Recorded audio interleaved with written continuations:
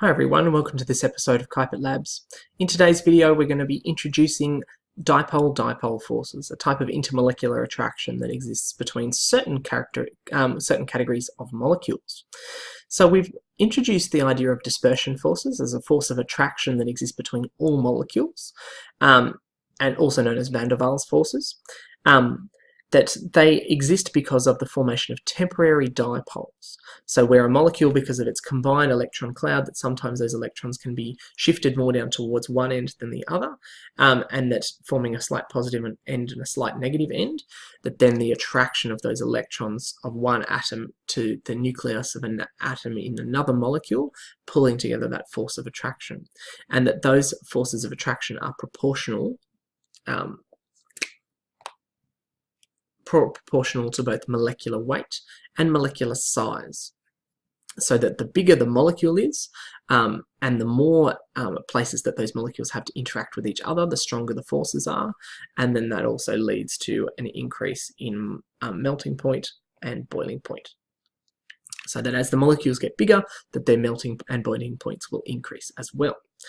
Okay, but so now I'm going to compare hydrogen gas to then this gas called hydrogen chloride. So what we identified in hydrogen gas is that hydrogen gas has two electrons found somewhere within that cloud. Okay, and then at one point or another, that then those electrons may happen to end up down the same end, forming our slight negative and our slight positive end. But ultimately, this dipole is really temporary. Okay, it only lasts for the briefest instant in time. That's enough to then causing attraction to other molecules, but it is super temporary. And part of the reason for that is that that each of these hydrogen atoms has the same tendency, because they are the same type of atom. They have the same tendency for the electrons to be found near their nucleus.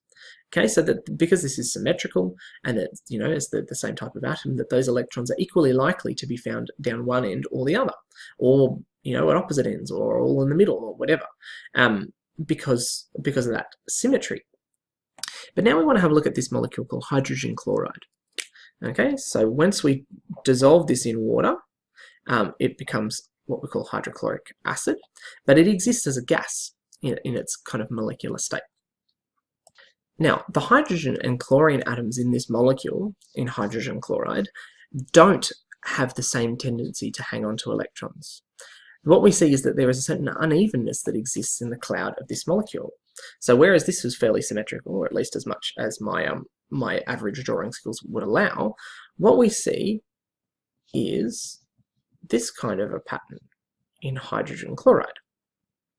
Okay, that is the shape of the cloud represents the probability of finding electrons in that particular place. So what we see is that there is a greater probability down this end of finding the electrons, and then we've got a lesser probability as well down this end. So that, on balance, here you had a 50-50 chance of finding the electrons. That's roughly how they spend their time, 50% at each end. You never can pin them down, but that's about the probability. Whereas this one might be more 75-25, or maybe 60-40 or whatever. Okay, that's not particularly crucial. But so there is a greater probability of finding electrons down this end, which means that on balance, that this end of the molecule has a slight negative charge, and this end has a slight positive charge, because of that difference in the probability of finding electrons there. But so this is what we would call a permanent dipole. So whereas this one down here was a temporary dipole, only lasting for a brief instant in time, this one is a dipole all the time. So there is that positive and negative charge is there, in every hydrogen chloride molecule at all times. Now, so what that might lead you to, what you might be kind of seems straightforward from now. Excuse me, my clumsy words.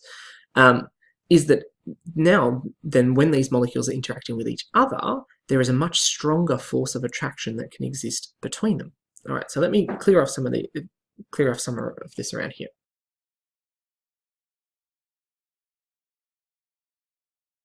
So let's say that I have a different hydrogen chloride molecule over here. Now I've just drawn in the little lines here to show the connection that exists between these atoms. They are covalently bonded together, and the clouds overlap as a result, but I realized I'd forgotten to put those lines in. And so now if I look at these two molecules together, which are both permanent dipoles, there is a force of attraction that exists from this end of the hydrogen, so the chlorine end over here to the hydrogen end of this molecule over here. Okay, and so we've got another, so this is again an attractive force. This is known as, this type of interaction is known as a dipole-dipole force. Nice double boxes, asterisks, highlighters, whatever you need to do. That this type of force of attraction exists between permanent dipoles.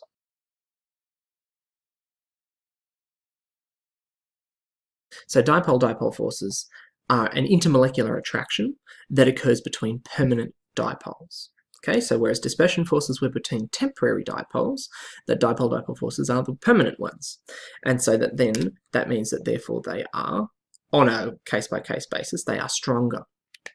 Okay, and so then what that suggests is that that then molecule, or substances that exhibit dipole-dipole forces will therefore have greater melting point and boiling point.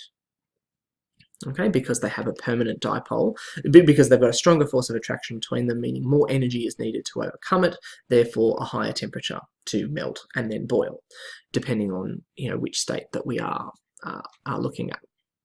Okay, and so what we would say, if I just go back to this one, because it's got a positive end and a negative end, is that we would say, so this is called a polar molecule.